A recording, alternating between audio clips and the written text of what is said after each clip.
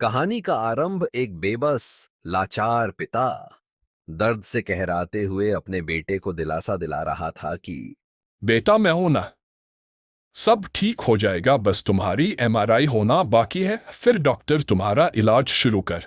वो बदकिस्मत बाप अपनी बात पूरी कर पाता उससे पहले ही स्ट्रेचर पर सोए हुए उसके बेटे को एक भयानक दौरा हुआ। बात बीच में बंद कर वो उसकी पीठ पर थप्पी मारने लगा। अपने इकलौते बेटे को यूं छटपटाते हुए देख उसकी आंखों से आंसू टपकने लगे। 6 फीट लंबाई, लंबा बलशाली शरीर था उसका, लेकिन अपने बेटे की दुर्दशा देख उसका सारा पौरुष पिघल गया। बच्चों की जैसा रोने लगा। उसे उम्मीद थी कि जल्द उसके बेटे की एमआरआई हो जाएगी, फिर उसको हुई बीमारी का पता चल जाएगा और उसका काम हो जाएगा। होगा क्यों नहीं। देश के बड़े अस्पताल में जो आया था सारी उम्मीद लेकर आया था, लेकिन पिछले 1 घंटे से उसका नंबर ना आया। आता भी कैसे अंदर पहले से एमआरआई करवाने वालों की जमघट जो थी। एक एमआरआई में करीब आधा घंटा लगता है और 50-60 संवेदनहीन लोग उससे पहले लाइन लगा के बैठे थे।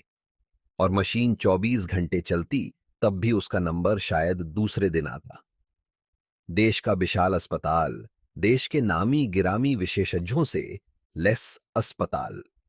हम 21वीं सदी में हैं, लेकिन हमारे अस्पतालों में एक्सरे मशीन नहीं है, एमआरआई मशीन नहीं है।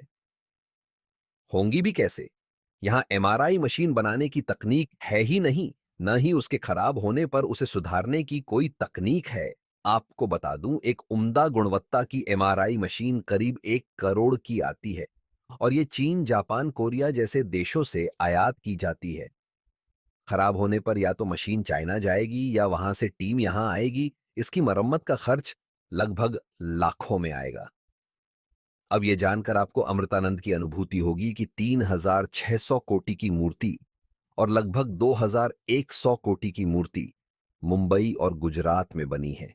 क्यों, ऐसा भी तो हो सकता था कि हमारे देश में जो अस्पताल मौजूद है उसी में कम से कम एक दो करके कुछ नया मशीन लगवाया जाता।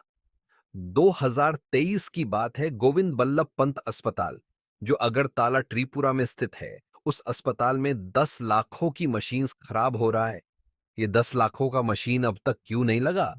मैंने देखी है किस तरह गरीब के आंसू बह रहे हैं।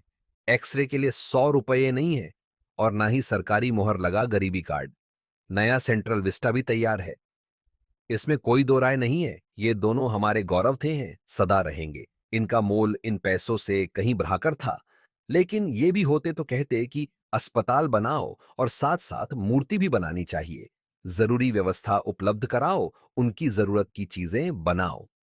ज्यादा दूर न जाकर नजदीक आते हैं। सबसे विशाल अस्पताल में कम से कम 10 एमआरआई मशीन हो जाए तो किसका क्या घाटा हो जाएगा। मेक इन इंडिया के तहत यहां ऐसी जरूरत की चीजें बनने सुधरने लगेंगी तो किसका क्या घाटा हो जाएगा। क्या आप बता सकते हैं भारत की सरकारी अस्पताल और निजी अस्पताल में क्या अंतर है। मैं कहूंगा सिर्फ सफाई को ही देख लीजिए, पता चल जाएगा क्या अंतर है। बाकी बात आप समझ गए। आखिर में वो बिलखता हुआ बाप स्ट्रेचर पे लेटे हुए अपने बच्चे को हुए बाहर ले गया। शायद हिम्मत टूट गई थी उसकी या उस बच्चे की सांसें। लेकिन रोज मौत देखने वाले अस्पताल की संवेदनाएं तो मर चुकी थीं। उन्हें क्या फर्क होता है कि कोई मरे या जिए। बस इतना कहना चाहता हूं कि पहले जरूरी आवश्यकताओं पर पैसा खर्च हो, मूलभूत सुविधाएं उपलब्ध हो। आज बस इतना ही। आप सभी का धन्यवाद। आपको कहानी कैसी लगी कमेंट करके जरूर बताएं।